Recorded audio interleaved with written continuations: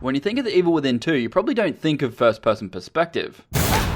Hey, what's going on guys? I'm Brett Madigan. So, The Evil Within 2 gets an official first-person mode?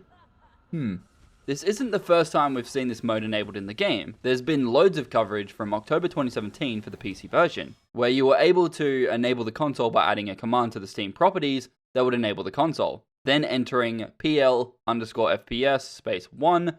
Voila! Now you have The Evil Within 2 running in first person. The developer has made it simpler to enable across all platforms. Head into the menu, under General you'll find the first person option. The idea of bringing a first person mode to third person games seems to have an increasing demand from the gaming community.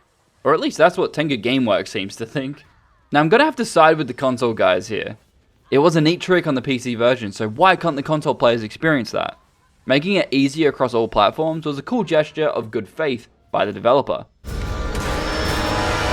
Shit, I'm trapped in here. A good example of the add-on working perfectly would be GTA 5. We saw this happen with GTA 5 after the game was modded to support first person. It's not a bad thing by any means, but was it necessary? Or maybe not. As much as I'd love to play Gears of War or Dead Space in first person, do we need this? Some might say yes, but honestly, if every developer went around adding the alternate view, it would instantly fall short by the idea itself being tacked onto the game that never had that perspective in mind. This inherently generates a possible future problem. If the community whinge about not having more than one perspective, then the developer may give it to us. Though not likely, it's still a sad truth. Something to remember is that it's very easy to spot when a developer doesn't put in the effort required for a new feature like this. Adding another perspective should be implemented correctly or not at all, since the intended audience will instantly be able to tell that something isn't right, which ties back into the fact of, do we need it then if it's just a half-assed add-on? I'll explain more later. My question to you is, if games are made with first or third person perspective in mind, is there any reason to still have both genres? Or if one of your favorite games gets this feature, would that make you want to go back and replay it? Hello? Hey! For me, in this instance, it does. But not because of the new addition, but simply, I just wanted to see if Tenga Gameworks fixed the game's utter, horrific PC performance. Which, sad to say, they haven't! Why waste time developing such a mundane feature? Yes, it might help with the fear factor and holds some potential for VR support, but realistically, why can't they just fix the game to utilize players' system resources? Think about it, if VR was a potential future for the game, it'll be difficult to maintain a buttery smooth experience when your frame rate drops every few seconds, regardless of your system spec. I'll get back to that. So first person in a third person game. Is it needed? No. But it was a neat addition to the game, at least another incentive to give the game another playthrough.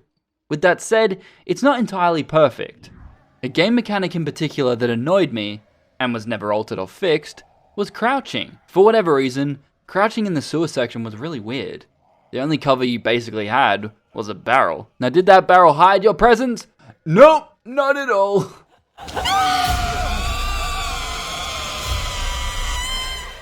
Don't be fooled by this new perspective. The viewing angle feels so much worse when you crouch. Feels like I'm crouching from Sebastian's chest height for some reason. Why can I still see the tops of bushes or clearly see over ledges when crouched? Just saying.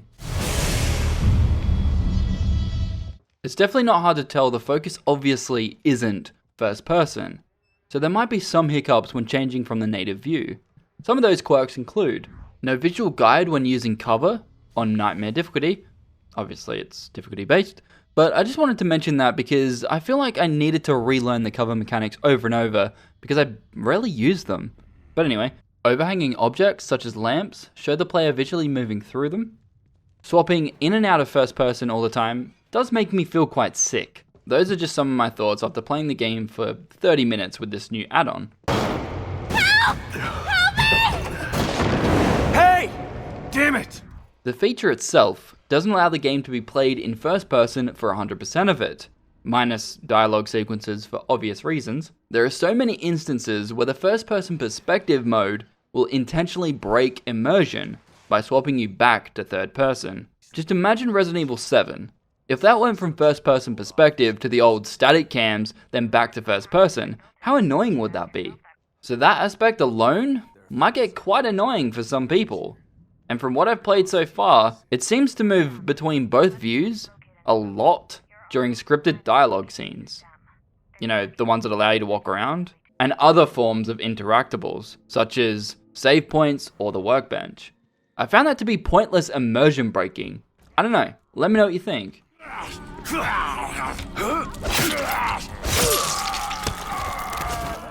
Now, why would I care about seeing the animations you worked so hard on if I'm playing in first person? I don't need to see Sebastian's animations at all. Why can't I see these transitions in first person?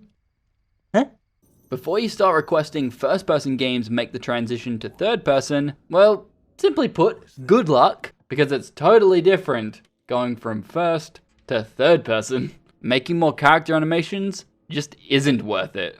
I mean, maybe as paid DLC? Anyway, before I conclude this video, can we please talk about the CPU and GPU usage for a moment? I got so much flack in my benchmark first impressions video on this subject, but the fact is, the stuttering still hasn't been removed, and could likely be fixed by better system utilization, but instead, we get this.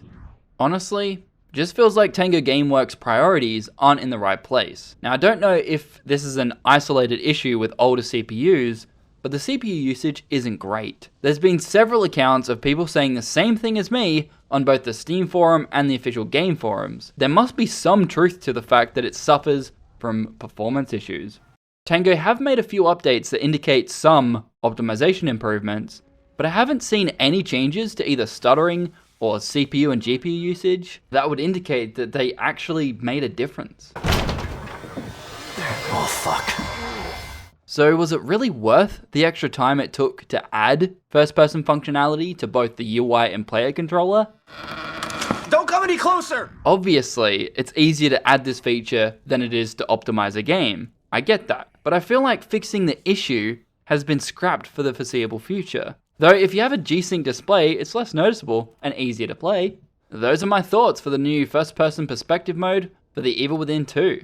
Let me know in the comments below what you think about it, and will you be playing through the game again with this new edition? I'm Brett Madigan, and I'll see you in the next one. Happiness for one is happiness for all. If you want to support me, you can head over to patreon.com/madigan. Thank you to everyone that's currently supporting me.